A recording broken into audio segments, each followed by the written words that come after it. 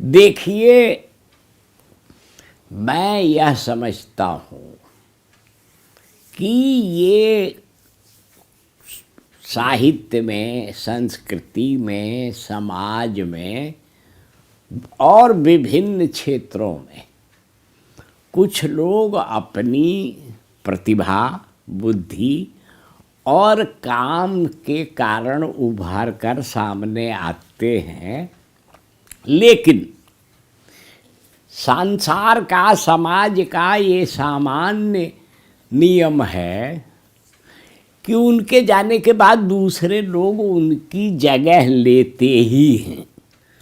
स्वयं हिंदी आलोचना, जिसके नामवर सिंह एक महत्वपूर्ण उपलब्धि थे, उस क्षेत्र में भी नामवर जी के समान या उनसे बड़े लोग हो चुके हैं। जैसे उनके इन्हीं की, नामवर जी की ही विचारधारा के थे रामविलास शर्मा। बहुत लिखा है उन्होंने, उनका ज्ञान अपार था, बहुत व्यापक था। उसके भी पहले हजारी प्रसाद द्विवेदी हो चुके हैं। उनके भी पहले रामचंद्र शुक्ल थे, जो 20 से लेकर 40 तक जिन्होंने काम किया वो चले गए। तो उसके बाद ये लोग आए। तो इसलिए साहित्य, समाज, संस्कृति का कोई क्षेत्र किसी एक के चले जाने से अस्थायी रूप से सूनापन और खालीपन में नहीं रहता। उन जो जाते हैं उनकी यादें रहती हैं, उनकी लिखी किताबें रहती हैं, उससे भी सीखते हुए लोग बाद वाले आगे बढ़ते हैं और उनकी जगह जितना संभव है उतना लेते हैं। नामवर जी जीवन भर अनेक मोर्चों पर संघर्ष करते रहे। पहला संघर्ष तो उनका नौकरी का ही था। लगभग 5-7 साल बनारस हिंदू विश्वविद्यालय में टेम्पररी लेक्चरर के रूप में वो रहे और बहुत लोकप्रिय अध्यापक थे। उनके समय के छात्र कहते ये हैं कि नामवर जी की जब क्लास लेते थे तो जो उनके छात्र नहीं थे, दूसरे क्लासेज के छात्र थे, वे भी आकर उनकी क्लास में बैठते थे और उनका व्याख्यान सुनते थे। यह उपलब्धि बहुत दुर्लभ थोड़े से लोगों को प्राप्त होती है। लेकिन वहाँ से वो निकाले गए क्योंकि उन्होंने सीपीआई से चुनाव लड़ा, एमपी का चुनाव में हार गए। तो चुनाव भी हारे और नौकरी भी हार गए, नौकरी से भी निकाल दिए गए। उसके बाद नामवर जी सागर विश्वविद्यालय में गए नौकरी करने। साल भर बाद ही वहाँ से भी निकाल दिए गए। ये सब यह सबसे नामवर जी का कठिन दौर था, जब कहीं किसी नौकरी में नहीं थे तो दिल्ली में रहते थे और कम्युनिस्ट पार्टी ऑफ इंडिया में सीपीआई का एक अखबार निकलता था जिसका संपादन करते थे। कम्युनिस्ट पार्टियों के अखबार के संपादकों को कोई बहुत तनख्वाह नहीं मिलती, नाम मात्र की मिलती है। उस हैसियत से उन्होंने काम किया। उसके बाद नामवर जी को अस्थाई नौकरी मिली जोधपुर विश्वविद्यालय में। वहाँ के वाइस चांसलर थे बीबी जॉन, स्वयं बहुत पढ़े लिखे अंग्रेजी के जानकार थे। नामवर जी को उन्होंने प्रोफेसर और अध्यक्ष के रूप में आमंत्रित किया, बुलाया, इनवाइट किया। उसके बाद उनकी नौकरी का व्यवस्थित दौर शुरू हुआ। तो नामवर जी वहाँ 4-5 साल रहने के बाद जोधपुर से बहुत छोटे समय के लिए आगरा गए कन्हैया लाल मणिकलाल मुंशी संस्थान में। महीने भर के भीतर ही उसको छोड़कर वो जेएनयू में प्रोफेसर और अध्यक्ष होकर आ गए। तब से लगातार रिटायरमेंट के समय तक वो रहे जेएनयू में। मेरा उनसे संपर्क गहरा तब हुआ, परिचय तो पुराना था, बनारस का था, वे भी बनारस के थे और मैं बनारस के हिंदू यूनिवर्सिटी में छात्र था। तो बीच में जब बनारस नामवर जी जाते थे तो एक प्रवृत्ति वहाँ थी। जब नामवर जी बनारस जाते थे तो छोटी बड़ी गोष्ठियाँ होती थी, उसमें हम लोग शामिल होते थे। तो मेरा परिचय तो उसी समय से था, लेकिन गहरा परिचय तब हुआ जब हम लोग दोनों जोधपुर विश्वविद्यालय में एक साथ पढ़ाने लगे। फिर नामवर जी जेएनयू, फिर जोधपुर से जेएनयू आ गए।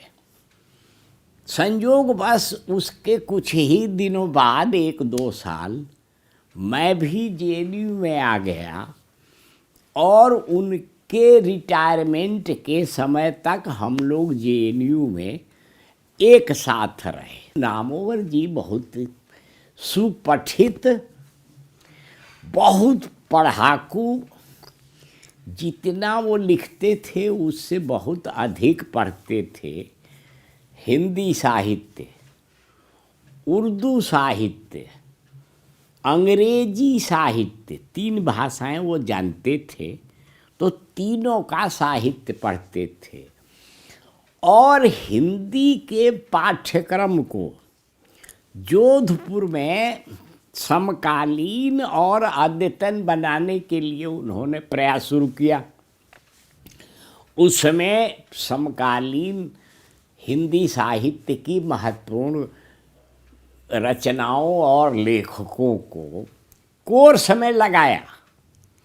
पुराने किस्म के अध्यापक इससे नाराज हो गए क्योंकि उनको अपना पुराना पढ़ा पढ़ाया व्यर्थ लगने लगा। तो नामवर जी का विरोध जोधपुर में शुरू हुआ। काफ़ी संघर्ष नामवर जी को वहाँ करना पड़ा।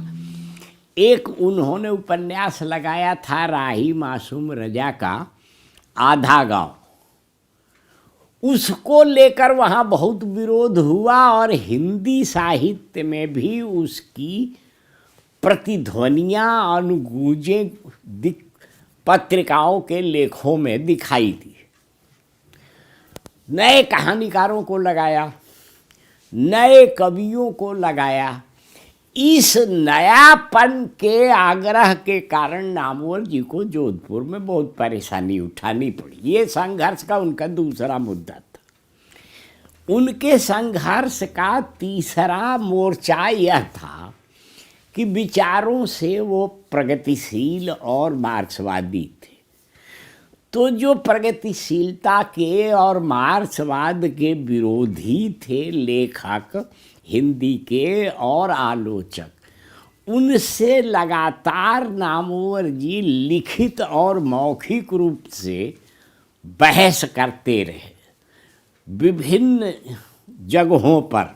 और नामवर जी की खास तौर से एक किताब है इतिहास और आलोचना, उसमें जितने लेख हैं वो सब नामवर जी के साहित्यिक, सांस्कृतिक, वैचारिक, संघर्ष के दस्तावेज हैं वो लेख। किन किन विचारकों से उनका मतभेद हुआ और संघर्ष हुआ, वो सब उसको पढ़ने से मालूम हो जाएगा। इसके बाद नामवर जी बाद में जब जेएनयू में आ गए तो वह वैचारिक संघर्ष का दायरा थोड़ा और व्यापक हुआ। हिंदी, चूँकि दिल्ली गढ़ था हिंदी साहित्य का, और इस गढ़ के जो मठाधीश थे अनेक थे, उनसे नामवर जी का लगातार संघर्ष चलता रहा। उसमें से सबसे प्रमुख थे दिल्ली विश्वविद्यालय के हिंदी विभाग के अध्यक्ष और हिंदी के जाने माने आलोचक डॉक्टर नगेंद्र। तो इसलिए यह नामवर जी का दूसरा या तीसरा मोर्चा था जिस पर उन्होंने संघर्ष किया। आखिरी मोर्चा यह था कि जीवन के अंत में परिवार भरा पूरा होने के बावजूद नामवर जी लगभग अकेले रहे अपने घर में दिल्ली के, और आखिरी दिनों में उनका बेटा, उनकी बहू सब आए, लेकिन आखिरी दिनों में जब नामवर जी लगभग इस दुनिया से जाने वाले थे, तो जीवन का अंत भी अकेलेपन से संघर्ष करते हुए ही उनका हुआ। नामवर जी 3 कारणों से लोकप्रिय हुए। पहला तो ये कि उनके लेखन में विचारों का नयापन था। चूँकि वो पढ़ते दुनिया भर का साहित्य थे, वो चाहे अंग्रेजी का अद्यतन साहित्य Namwar Singh up to date रहते थे उस सब रचना और आलोचना की प्रवृत्तियों से। उसका उपयोग वो अपने लेखन में करते थे और भाषण में भी करते थे। इसीलिए उनका लेखन और उनके भाषण सुनकर श्रोता परम प्रसन्न और मुग्ध और आकर्षित होते थे नामवर जी को। इसलिए उनकी अपार लोकप्रियता का एक बड़ा कारण उनके ज्ञान की व्यापकता है। और दूसरी बात ये कि नामवर जी वक्ता बहुत अच्छे थे। जब भी वो बोलते थे तो लोग अपना अपना काम छोड़कर, जो लिख रहे हैं, पढ़ रहे हैं, वो छोड़ के उनका नामवर जी का भाषण सुनने जाते थे। ये हम लोगों ने स्वयं देखा है, ये किसी की कही हुई बात मैं नहीं कह रहा हूँ। नामवर जी की जो भाषण की कला थी, उसमें जो ज्ञान था, उसको सब लोग स्वीकार करते थे, विरोधी भी। इसलिए वो बहुत लोकप्रिय हुए। और ऐसी ही लोकप्रियता उनके गुरु हजारी प्रसाद द्विवेदी को भी मिली।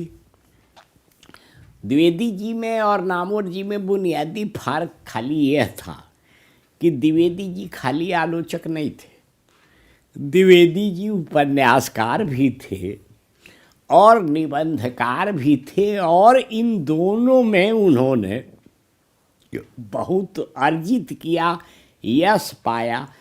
तो हम कह सकते हैं कि हजारी प्रसाद द्विवेदी के बाद सबसे यशस्वी, मैंने जिसका यश फैला हो, ऐसे आलोचक नामवर जी थे। उनकी आकांक्षाएं अधूरी रह गई, इसका मैं इस तरह गवाह हूँ कि बार बार वो कहते थे कि मैं रेणु पर नहीं लिख पाया या तुलसीदास पर भी चाहते हुए नहीं लिख पाया। वैसे तो रोज रोज सचिन तेंदुलकर पैदा नहीं होते, ये सब लोग जानते हैं। देश की राजनीति के प्रसंग में मैं कहूँ कि रोज रोज जवाहरलाल नेहरू पैदा नहीं होते, गांधी पैदा नहीं होते, ये लोग अपनी प्रतिभा और सामाजिक सांस्कृतिक संदर्भों की उपज होते हैं। नामवर जी भी उन्हीं में से एक थे। उनका अपना लेखन, अपना चिंतन, अपनी अभिव्यक्ति, अपनी व्यक्तित्व कला वो अलग है और इसलिए उसका महत्व बराबर रहेगा और आने वाली पीढ़ियां याद करेंगी। नामवर जी के बारे में आखिरी बात मैं यह कहना चाहता हूँ कि वे एक पत्रिका के लंबे काल तक हिंदी की एक प्रतिष्ठित पत्रिका आलोचना के संपादक रहे और आलोचना के संपादन के माध्यम से हिंदी आलोचना में और हिंदी साहित्य में नामवर जी ने नए नए विचारों, नए नए सोच को लाने और पाठकों के बीच ले जाने का लगातार प्रयत्न किया। और दूसरा काम ये कि नामवर जी वर्तमान में जीने वाले आदमी थे। अपने समय के समाज और साहित्य से, समकालीन साहित्य से उनका गहरा जुड़ाव था। वे सभी मीडिया में रहे हैं। नामवर जी अखबार के संपादक कभी थे, पत्रिकाओं में लिखते थे और जीवन के आखिरी दिनों में टेलीविज़न में हर सप्ताह कार्यक्रम दिया करते थे। सुबह सवेरे नाम से वो कार्यक्रम आता था। इसलिए नामवर जी विचारों के मामले में जितने व्यापक सोच के थे, ज्ञान के मामले में भी उतना ही खुले दिल दिमाग के थे। जो आता था विचार नया, उससे या तो उससे आत्मसात करते थे, अपनाते थे, या विरोध करना हो तो विरोध करते थे, पर उसको ऐसे जाने नहीं देते थे कि एक विचार आया और गया और नामवर जी पर कोई उसका असर ना हो। ये है। द वायर के और वीडियोस देखने के लिए सब्सक्राइब करें और बेल आइकन पर क्लिक करें। स्वतंत्र पत्रकारिता की आर्थिक मदद करने के लिए डिस्क्रिप्शन में दिए गए लिंक पर जाएं और अपनी राशि चुनें।